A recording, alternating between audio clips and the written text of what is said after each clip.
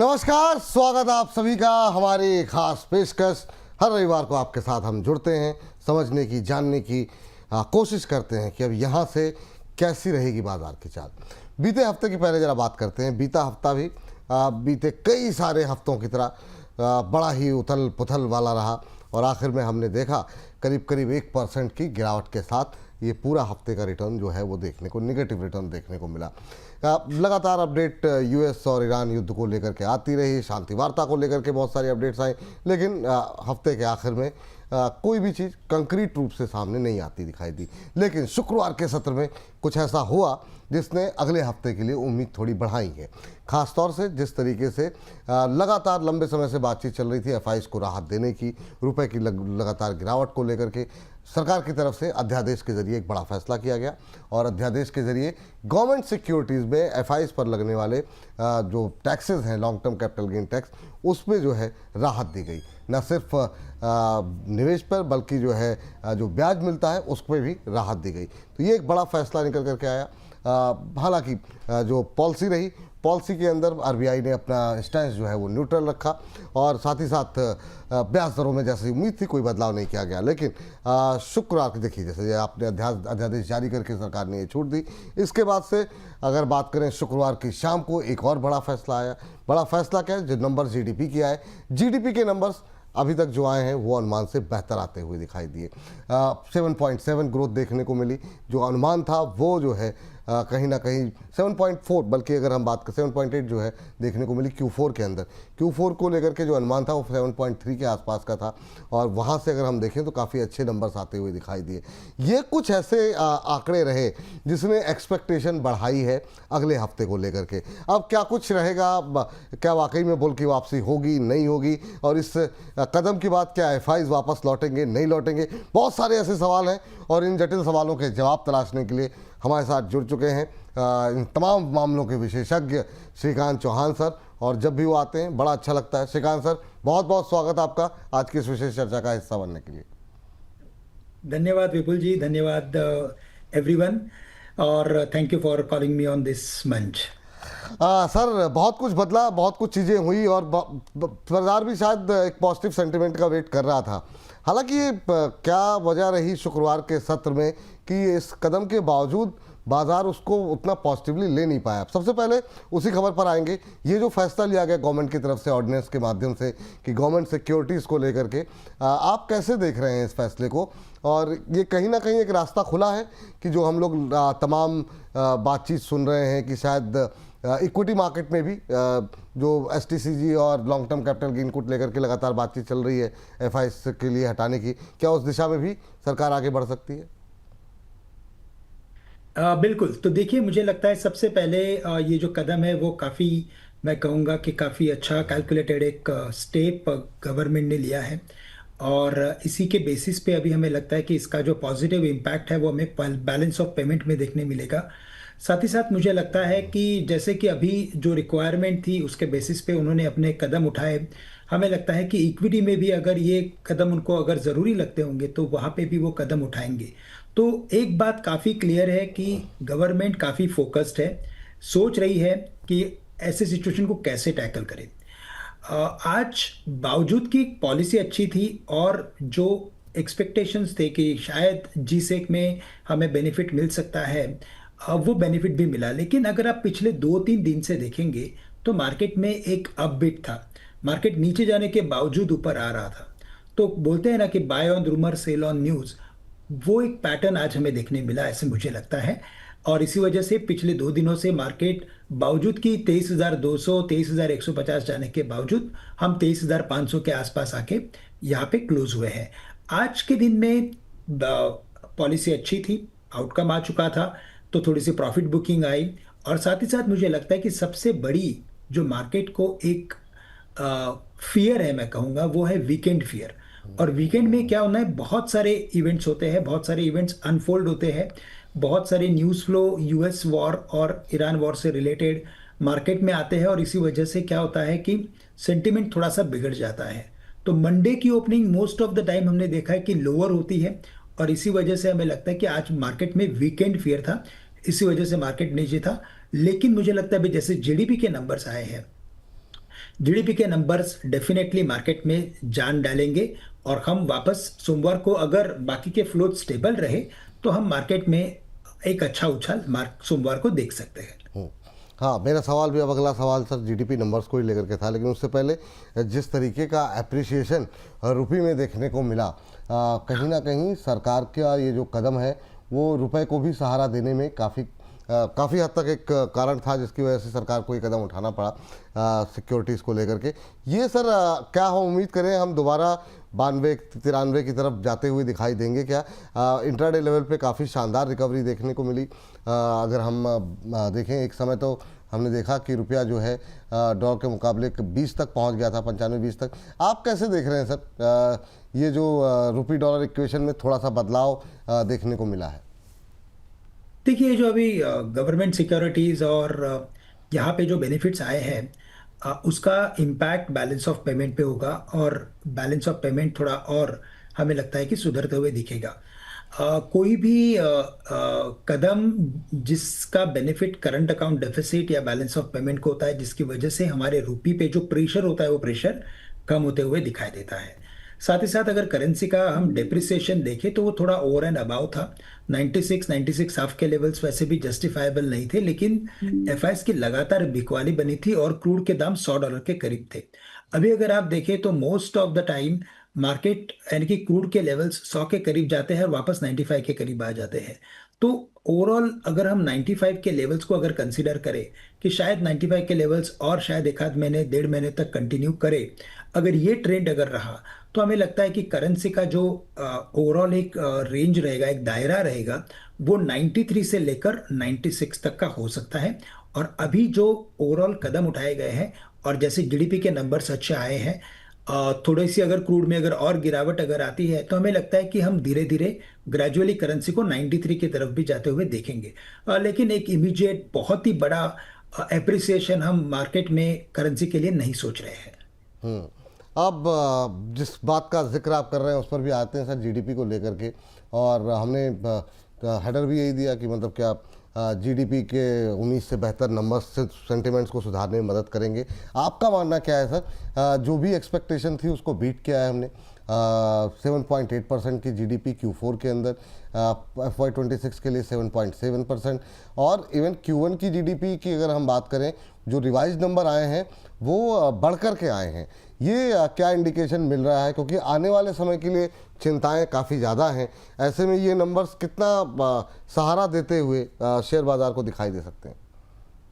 नहीं, बिल्कुल, अगर आप जीडीपी के कंपोनेंट्स को देखेंगे तो एक्सेप्ट माइनिंग ग्रोथ बाकी सभी में हमने अच्छी एक्टिविटी देखी है, जिसका क्लियर इंडिकेशन होता है कि ये ब्रॉड बेस्ड नंबर है। और इसमें अगर आप देखेंगे तो कैपिटल फॉर्मेशन या कैपेक्स की बात करें या मैन्युफैक्चरिंग ग्रोथ देखें तो ये काफ़ी सब्सटैंशियल है। और इसी वजह से हमें लगता है कि अभी तक क्या था कि हम पूरे डिपेंडेंट थे सर्विस सेक्टर के ऊपर, लेकिन इस बार अगर आप देखें तो ये नंबर्स में हमें क्लियरली नज़र आ रहा है कि मैन्युफैक्चरिंग के ऊपर भी फोकस बढ़ाया गया है और इसी वजह से ये नंबर्स काफ़ी अच्छे लग रहे हैं। अब इसका फ़ायदा definitely capital goods, infrastructure, manufacturing sector को देखने मिलेगा। और इनफैक्ट अगर आप देखें तो पिछले 2 महीने में जो मैक्सिमम एप्रिसिएशन हमने देखा है वो कैपिटल गुड्स और मैन्युफैक्चरिंग सेक्टर से ही देखा है।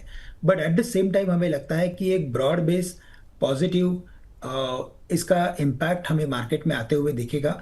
और सबसे बड़ी बात क्या होती है ना कि जीडीपी के नंबर्स होते हैं या करंट अकाउंट के डेफिसिट के नंबर्स होते हैं या करेंसी का ट्रेंड होता है, वो ग्लोबली देखा जाता है कि हर एक कंट्री के लिए ये नंबर्स कैसे स्पैन आउट हो रहे हैं।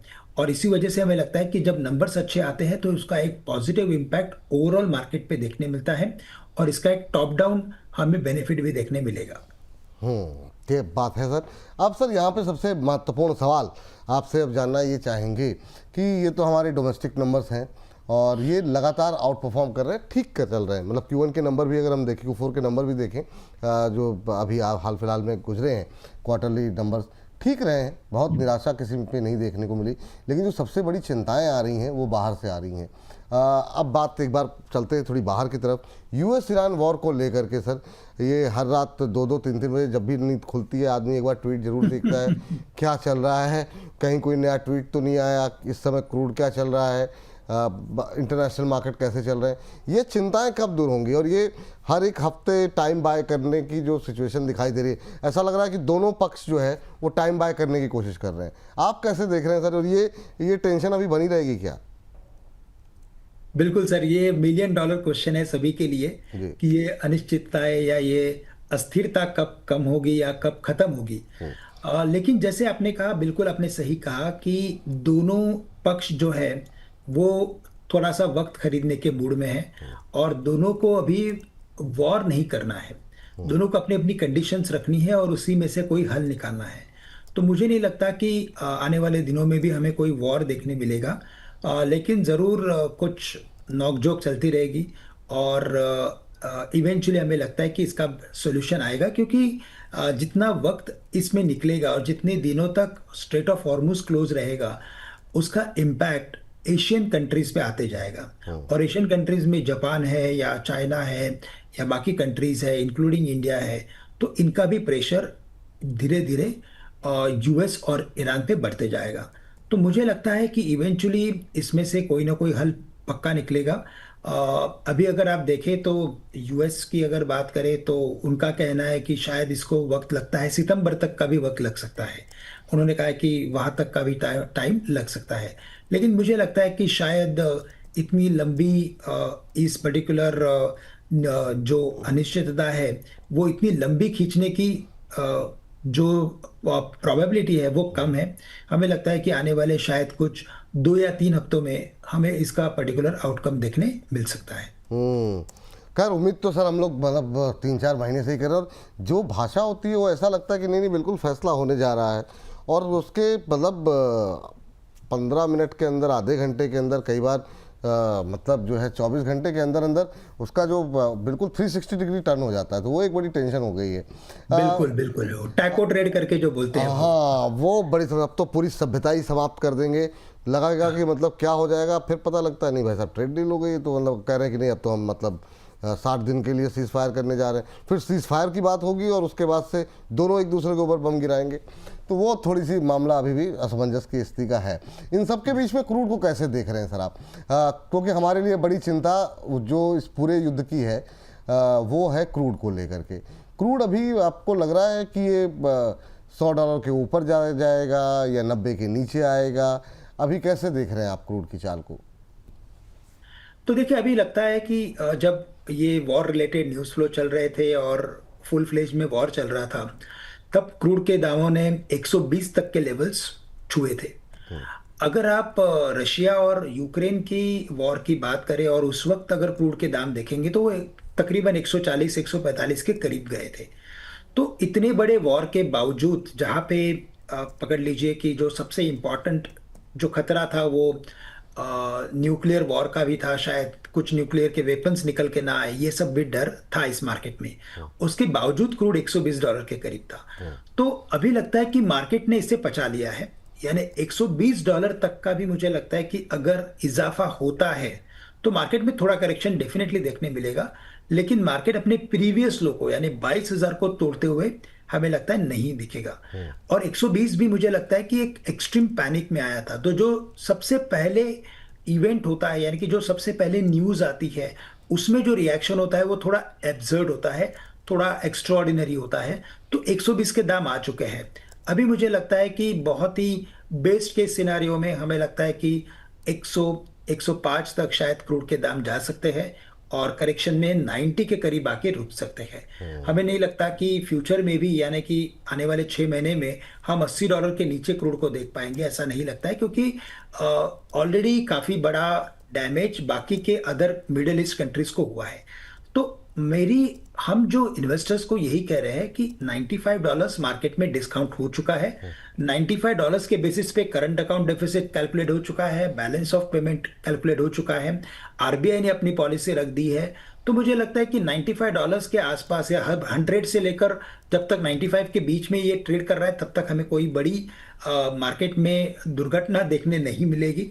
बट अगर ये शायद पकड़ लेते हैं कि अगर $105 के ऊपर भी अगर ट्रेड करने लगता है तो थोड़ा थोड़ा उसका इम्पैक्ट देखने मिलेगा। लेकिन सबसे बड़ा मुझे लगता है प्रॉब्लम तभी होगा जब क्रूड किसी रीजन से $120 को क्रॉस करे। तो वो मुझे नहीं लग रहा है। और मुझे लगता है कि इन लेवल्स पे अगर कोई करेक्शन आता है बिकॉज ऑफ सम रीजन, हम हमारे इन्वेस्टर को कहते हैं कि with a long term view आप इसमें खरीदारी करने की सोचे। और यस, क्रूड के दामों को ही ट्रैक करना बहुत जरूरी है। कच्चे तेल की कीमतों पर नज़र रखें। कच्चे तेल की कीमतें 90 से $105 का जो एक लेवल श्रीकांत सर ने बताया, इसके बीच रहने की उम्मीद है। और अगर इसके बीच रहता है तो बाज़ार काफ़ी हद तक कंफर्टेबल भी रहेगा। हाँ, अगर 120 तक गया तो फिर 22,000 के आसपास का लेवल टूट सकता है, उसकी संभावनाएं काफ़ी कम लगती हैं। 22,000 कभी निफ्टी तोड़ता दिखाई नहीं देता दिखाई दे रहा है, ये मानना है श्रीकांत सर का। सर आगे बढ़ते हैं और अब फटाफट जो है कुछ एक सेक्टर्स पे बातचीत कर लेते हैं। और क्या कुछ उम्मीदें आपको लग रही हैं अभी के लिहाज से? हमने देखे क्या जो भी हाल के तिमाही नतीजे रहे, तिमाही नतीजे सर अच्छे रहे, काफ़ी अच्छे रहे, लेकिन चिंताएं जो है वो अगले क्वार्टर को लेके ज़्यादा हैं, क्योंकि ये जो युद्ध चला उसका असर जो है वो अगली तिमाही में देखने को मिलेगा।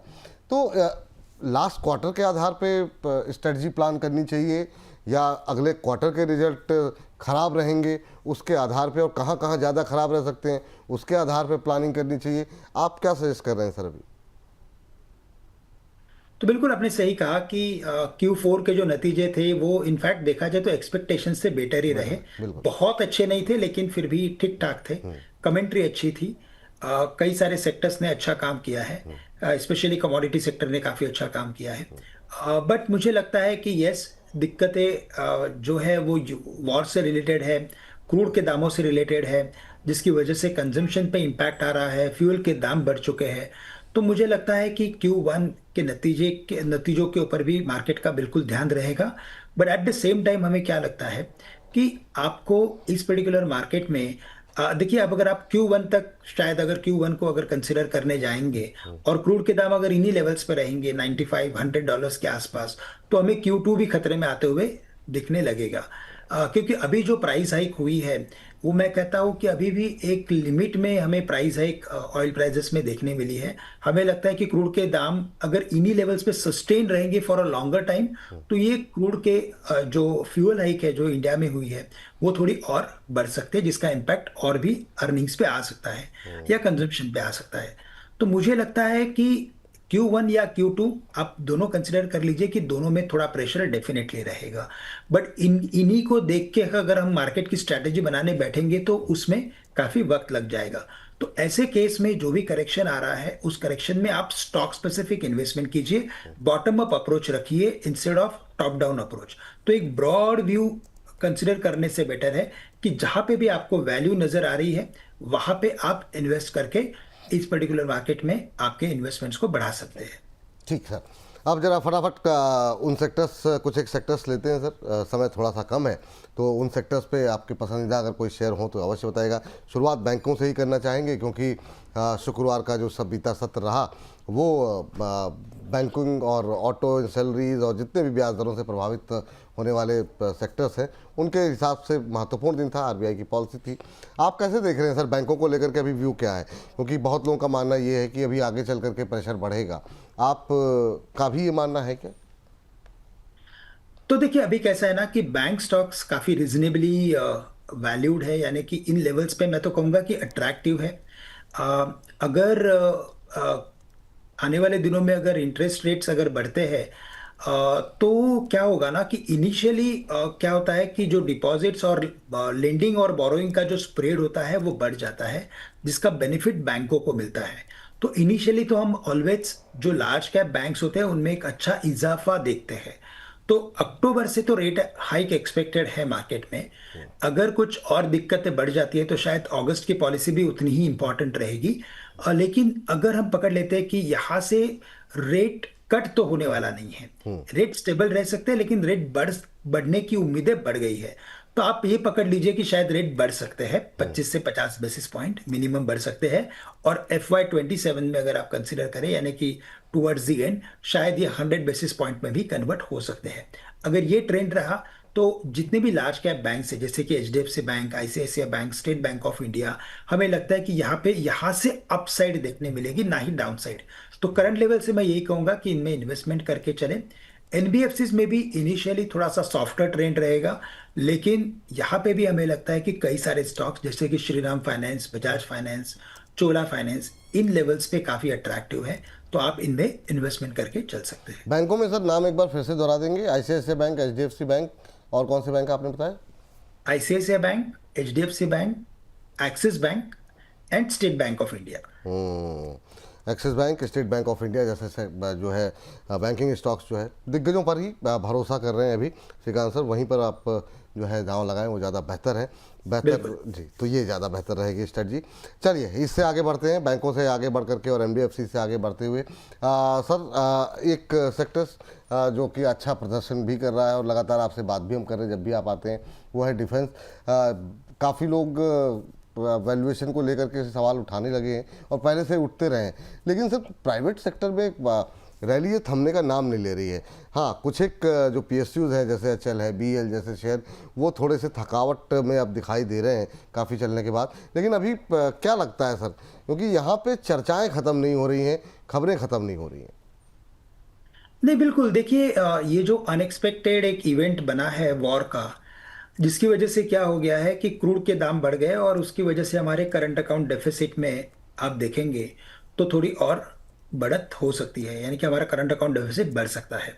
कभी भी करंट अकाउंट डेफिसिट बढ़ता है तो उसका इम्पैक्ट कैपेक्स के ऊपर आता है, और अगर कैपेक्स के ऊपर इम्पैक्ट आना है तो नेचुरली ये जो दो सेक्टर है जैसे कि रेलवे और डिफेंस, इन दोनों के लिए क्या होता है कि जो कैपेक्स होता है गवर्नमेंट की तरफ से वो बहुत ही इंपॉर्टेंट होता है, तो उसमें क्या होगा कि थोड़ा स्लो डाउन आ सकता है। और इसी वजह से हमने भारत इलेक्ट्रॉनिक जैसे टॉप आउट परफॉर्मिंग स्टॉक्स में भी करेक्शन आते हुए देखा है।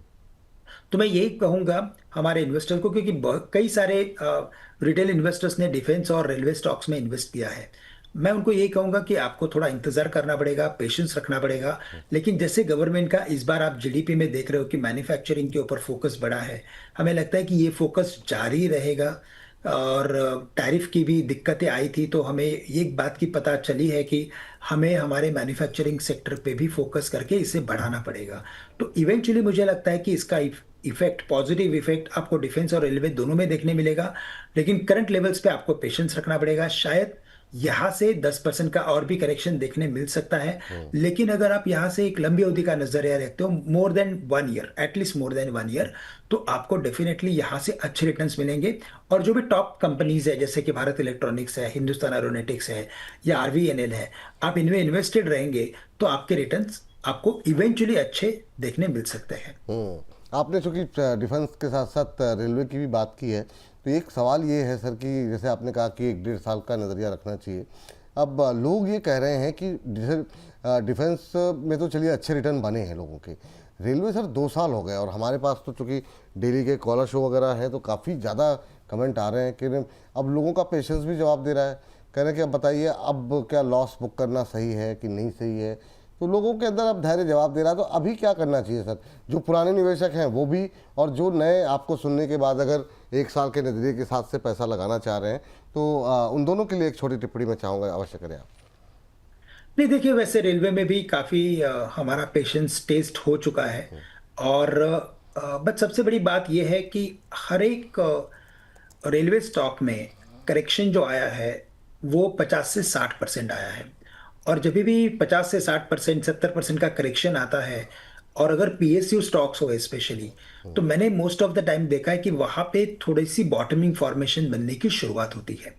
अब क्या होगा कि यहाँ से, यानी कि नेक्स्ट 6 मंथ्स में वापस मार्केट थोड़ा सा रेलवे बजट के ऊपर फोकस करने लगेगा। वैसे रेलवे बजट आजकल अलग से आता नहीं है, लेकिन कैपेक्स के बारे में या सेक्टर के बारे में कुछ एक नई सोच बनती जाएगी। तो मुझे लगता है कि करंट लेवल्स पे थोड़ा, और शायद मार्केट में जो वॉर से रिलेटेड दिक्कत है तो उसकी वजह से क्या होता है कि जहाँ पे भी प्रॉपर ग्रोथ नहीं है ना, वहाँ पे क्या होता है कि थोड़ी बुकिंग या थोड़ी सेलिंग आती है फ्रॉम ओल्ड इन्वेस्टर्स। बट मुझे लगता है कि यहाँ से अगर आप 6 से 8 महीने का अगर आप इंतजार करते हो, तो करंट लेवल से भी मुझे लगता है कि 6 से 8 महीने में यहाँ से अपसाइड एक्टिविटी हमें रेलवे स्टॉक्स में देखने मिल सकती है। तो करंट लेवल से थोड़ा करेक्शन पॉसिबल है, लेकिन इवेंचुअली रिटर्न्स बनते हुए नजर आएंगे। और पेशेंस रखना बहुत जरूरी है, धैर्य रखना बहुत ज़रूरी है। और वैसे भी जो लोग 2 साल से धैर्य रख रहे हैं, 1.5 साल से, थोड़ा सा ऐसा ना हो कि आपके निकलते ही फिर रिकवरी आ जाए, क्योंकि लोगों की अक्सर शिकायत रहती है। अच्छा सर, ये अभी एक और थीम जो जिसने मतलब सबसे अच्छा प्रदर्शन किया वो है कैपिटल मार्केट थीम। ये मतलब आप बीएससी उठा लीजिए, एमसेक्स उठा लीजिए, ग्रो उठा लीजिए, सम्मान कैपिटल, मतलब नए नए नाम भी आ रहे हैं और जो एक्सचेंजेस हैं हमारे वो भी अच्छा कर रहे हैं। जितने भी आप देखिए जो लिस्टेड कंपनियां हैं इस कारोबार से जुड़ी, अच्छे रिटर्न दिए हैं। अभी क्या लग रहा है सर, और ये थीम क्या अभी आगे चलती हुई दिखाई देगी, और आपके कुछ पसंदीदा शेयर हैं क्या इस थीम को लेकर के? आप लोगों का व्यू क्या है सर इसका, इस पर? वैसे अगर करंट लेवल से देखें तो ये थीम थोड़ी सी मैच्योर हो चुकी है। मैच्योर हो चुकी है इन टर्म्स ऑफ कई सारे स्टॉक्स अपने फेयर वैल्यू के करीब ट्रेड कर रहे हैं। तो ऐसे केस में क्या होता है कि यहाँ पे अगर आप इन्वेस्ट करेंगे तो रिटर्न्स बनना थोड़ा मुश्किल हो जाता है, थोड़ा उसमें वक्त लगता है। लेकिन ये सेक्टर के ऊपर जो हमारी राय ये है कि अगर आपको इन्वेस्ट करना है, निवेश करना है, तो आप कम से कम 2 से 3 साल का नजरिया रखिए, क्योंकि 2 से 3 साल में हमारा मार्केट और भी रोबस्ट हो जाएगा। और भी यहाँ पे बहुत सारे ऐसे डेवलपमेंट्स होंगे, रिफॉर्म्स आएंगे, और बहुत सारी कंपनियां लिस्टिंग में आएंगी। जैसे अभी हमने शॉर्टली सुना है कि एनएससी का आईपीओ आएगा। तो ऐसे बड़े बड़े आईपीओ जब भी मार्केट में आते हैं, उसके बाद मार्केट की जो ब्रेथ होती है वो और स्ट्रांग होती है, नए इन्वेस्टर्स और आते हैं। तो हमें लगता है कि बिल्कुल आप इनमें निवेश करके चलें, लेकिन थोड़ी लंबी अवधि का नजरिया रखें। आप काफी सिलेक्टिव रहे। जैसे अगर आपको पकड़ लीजिए कि अगर आप एएमसी स्टॉक्स में इन्वेस्ट करना चाहते हो, तो आप वहां पे एचडीएफसी एएमसी या दिग्गज कंपनीज है वैसे उनमें आप इन्वेस्ट करके चल सकते हैं। एंजल वन है, या तो बीएससी स्टॉक एक्सचेंज के भी जो स्टॉक शेयर्स है वो काफी चले हुए हैं। बट करेक्शन में आप इन्हें खरीदने की स्ट्रैटेजी बनाइए, ना कि आपको हायर लेवल्स पे ब्रेकआउट पे जाके उससे खरीदना है। अगर आप करेक्शंस में इन्वेस्टमेंट्स करेंगे तो आपके पोर्टफोलियो में अल्फा जनरेट होते हुए आपको देखेगा। तो H D F C, M C, Angel One, B S C, और कोई नाम लिए सर आपने? इसके अलावा हमें ग्रो भी अच्छा लग रहा है। अच्छा, grow, okay sir. Grow. Grow में सर काफ़ी मतलब बहुत चर्चाओं में रहता है ये, मतलब इतने लोगों का इंटरेस्ट रहता है, वो सवाल देख के ऐसा लगता है। तो ये अब चूंकि चला भी अच्छा, 200 के पार भी पहुंचता हुआ दिखाई दिया, फिर नीचे आया, बिल्कुल। फिर हमने फ्राइडे के सेशन में 200 के नज़दीक जाते देखा। तो यस। स्ट्रेटजी क्या रखें सर, मतलब क्या टारगेट रखें, क्या मतलब सोच के रखें कि साल भर का नज़रिया लेके रखें, क्या सलाह रहेगी आपकी? देखिए, साल भर में तो मुझे लग रहा है कि ये जो स्टॉक है वो 220 230 अपसाइड में मैक्सिमम दिखा सकता है। डाउन साइड में भी हमें लगता है डाउन साइड काफी प्रोटेक्टेड है 180 के आसपास। और ये मार्केट अगर आप देखें विपुल जी, तो ये मार्केट मैच्योर्ड मार्केट है। तो मैच्योर्ड मार्केट में क्या होता है, जहां पे भी ग्रोथ होता है, जहां पे भी क्लियरली वैल्यू दिखती है, वहां पे इन्वेस्टर्स अपनी पोजीशन बना लेते हैं। तो इसी वजह से स्प्रेड कम हो चुका है। लेकिन अगर मैं ग्रो के ओवरऑल नंबर्स को देखूं और आने वाले सालों का प्रोजेक्शन करूं, तो मुझे लगता है कि ये भी एक काफी अच्छी स्टोरी हो सकती है कैपिटल मार्केट्स में। और आपको निवेश करना है with a view of more than 1 year, तभी जाके मुझे अच्छे रिटर्न्स देखने मिलेंगे। लेकिन कोई भी करेक्शन अगर आता है because of all this reason, ये वॉर की वजह से या क्रूड के दामों की वजह से, तो बिल्कुल आप इन स्टॉक्स में खरीदारी कर सकते हैं। चलिए, ये स्टॉक्स में आप खरीदारी कर सकते हैं, ये बात निकल के आई। अब सर अगली थीम को लेकर के पावर है। पावर के बारे में गर्मी भी काफ़ी पड़ रही है। अब ये बताइए कि पावर को लेकर के सर, चूँकि बहुत बड़ा सेक्टर है, मैं चाहूँगा कुछ अगर नाम आप ले सकें, क्योंकि डिस्ट्रीब्यूशन वाली कंपनियाँ अलग हैं, मैन्युफैक्चरिंग वाली कंपनियाँ अलग हैं, इनको फाइनेंस करने वाली कंपनियाँ अलग हैं।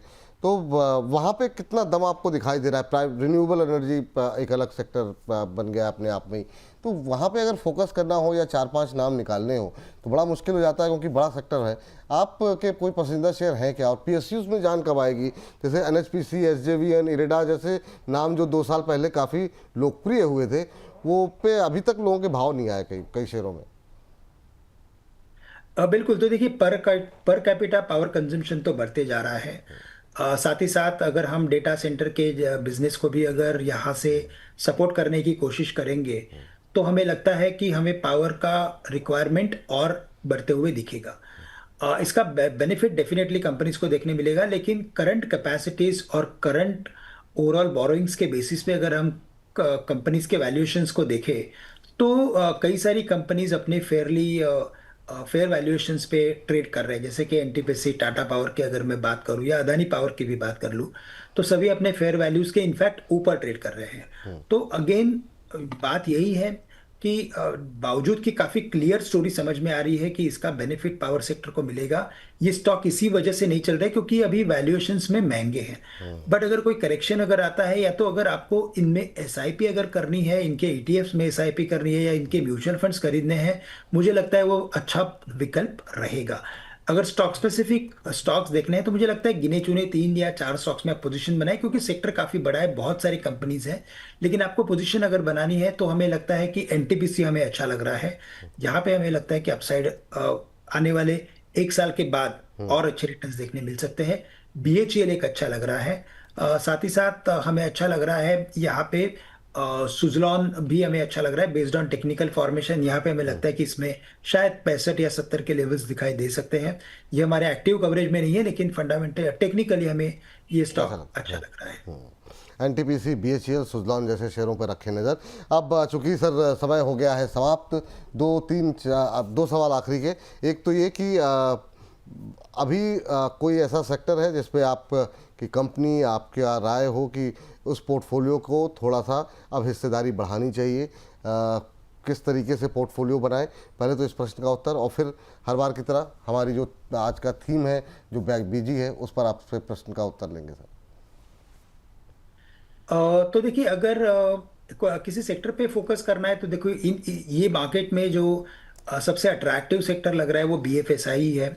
देखिए, हम बार बार यही बात करते हैं कि बीएफएसआई, लेकिन आप पिछले 2 साल से या पिछले 6 महीने से भी देखेंगे तो यही सेक्टर में से हमें कुछ विनर्स देखने मिलते हैं। और बाकी सेक्टर्स में हमें लगता है कि काफी मिक्स ट्रेंड हमें देखने मिलता है। तो यहाँ पे हमें लगता है कि जैसे लार्ज कैप कंपनीज है, आईसीआईसीआई बैंक है, स्टेट बैंक ऑफ इंडिया है, एचडीएफसी बैंक है, करंट लेवल्स पे काफी अट्रैक्टिव है, उनमें खरीदना चाहिए। बीएफएसआई के बाद अगर मुझे किसी सेक्टर पे फोकस करना है तो हमें लगता है वैसे ऑटो सेक्टर भी अच्छा है, लेकिन एल नीनो का इफेक्ट सामने हमें दिखाई दे रहा है। अगर बारिश का इम्पैक्ट अगर और बढ़ता है तो थोड़े ऑटो कंपनीज में करेक्शन और देखने मिलेगा। बट ये करेक्शन हमें लगता है कि फॉर द टाइम बिंग रहेगा। एक बार एल निनो का इफेक्ट, एक बार वो मॉनसून का खतरे का जो इम्पैक्ट है वो एक बार मार्केट में आ जाएगा, उसके बाद हमें लगता है कि वापस मार्केट नॉर्मल सी में आ सकता है। तो ऑटो स्टॉक्स में भी हमें लगता है कि महिंद्रा एंड महिंद्रा या टीवीएस मोटर्स, अशोक लेलैंड जैसे कंपनीज पे हमें ध्यान देना जरूरी है। और इसके अलावा कैपिटल मार्केट्स के ऊपर तो हमने बात कर ली है, वहां पे भी हमें लगता है सिलेक्टिव स्टॉक्स में आप खरीदारी करके चले। आईटी स्टॉक्स में हमें लगता है कि थोड़ा मिक्स ट्रेंड हमें देखने मिलेगा, लेकिन ऐसे लगता है कि इनमें एक जो पैनिक आना चाहिए था वो पैनिक आ चुका है। अब यहाँ पे आप सिलेक्टिवली बाय कर सकते हो, लेकिन बहुत ही लंबी अवधि का भी नजरिया ना रखें, क्योंकि आने वाला क्वार्टर भी उतना ही इंपॉर्टेंट है आईटी के लिए। तो मुझे लगता है कि with a view of next 3 to 6 months हम इन्फोसिस और कोफोर जैसे स्टॉक्स में खरीदारी करके चल सकते हैं। ठीक सर, लास्ट सवाल सर, ये बताइए कि ये जो फैसले हुए सरकार की तरफ से, कोशिशें हो रही हैं, ये जो हमारी थीम है एफआईज क्या अब लौटेंगे, तो ये बताइए, अब लौटेंगे एफआईज, जो हमारा ये सवाल है, क्या कहना है आपका इस पर, और क्या रणनीति अब होनी चाहिए? क्योंकि बिकवाली सर के नंबर, सेलिंग के नंबर नए रिकॉर्ड बना रहे हैं सर अब। तो देखिए, वैल्यूएशंस के बेसिस पे अगर मार्केट में अगर और करेक्शन अगर आ जाता है, पकड़ लीजिए कि हम शायद 22,500 तक चले जाते हैं, तो एफआईएस, मुझे लगता है एफआईएस के लिए काफी अट्रैक्टिव मार्केट हो जाएगा, क्योंकि करेंसी जो है वो अपनी कंट्रोल में आ रही है। अभी करेंसी में हमें वो वीकनेस नहीं दिखाई दे रहा है जो वीकनेस कुछ हफ्तों पहले, कुछ महीनों पहले दिखाई दे रहा था। अभी वो ट्रेंड नहीं लग रहा है, नंबर 1। नंबर 2 कि जब तक हमारे यहाँ इंडियन मार्केट में कोई स्टोरी डेवलप नहीं होती है एआई से रिलेटेड या किसी और पर्टिकुलर सेक्टर से रिलेटेड, जब तक कोई स्टोरी डेवलप नहीं होगी तब तक एफआईएस नहीं आएंगे, क्योंकि एफआईएस को एक लंबी स्टोरी का इंतजार होता है। जैसे अभी वो देख रहे हैं कि कोरियन मार्केट्स में या ब्राजील के मार्केट्स में एआई की स्टोरी बहुत जोर से चल रही है, उनके ग्रोथ प्रोजेक्शंस बहुत ही जबरदस्त है आने वाले 6-8 महीने के लिए। और इसी वजह से डिस्पाइट कि वहां पे वैल्यूएशंस बहुत बढ़ चुके हैं, वो वैल्यूएशंस को अर्निंग्स के बेसिस पे देख रहे हैं, और फिर उन्हें लगता है कि यहाँ फिर भी इन्वेस्ट करके चल सकते हैं।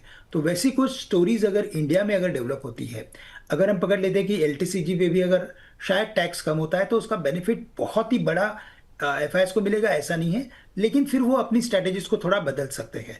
तो इवेंचुअली मुझे लगता है कि एफआईएस इमीडिएट बेसिस पे लौटना बहुत मुश्किल है, अनलेस एंड अनटिल कि उनके लिए कोई यहाँ पे फंडामेंटल स्टोरी क्रिएट हो।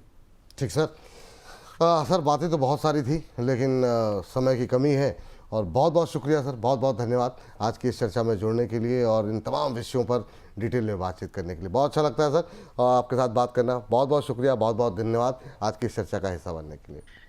आपको भी बहुत सारे धन्यवाद सर। Thank you sir. धन्यवाद। तो चलिए आज के इस कार्यक्रम को यहीं पर समेटते हैं, इस उम्मीद के साथ कि अगला हफ्ता और बेहतर होगा और अगले हफ्ते हो सकता है कुछ एफआईएस की बाइंग आती हुई दिखाई दे या फिर सेलिंग कम से कम रुकती हुई दिखाई दे, थोड़ी सी तेज़ी आती हुई दिखाई दे, इस उम्मीद के साथ। बाकी सुबह 10 बजे और 1 बजे आप सोमवार से शुक्रवार जुड़ते रहिए हमारे साथ। और कल का अगर छोटे शेयर ऊंची छलांग नहीं देखा है तो जाकर के देखिए, बहुत सारे शेयरों पर डिटेल में हुई है बातचीत।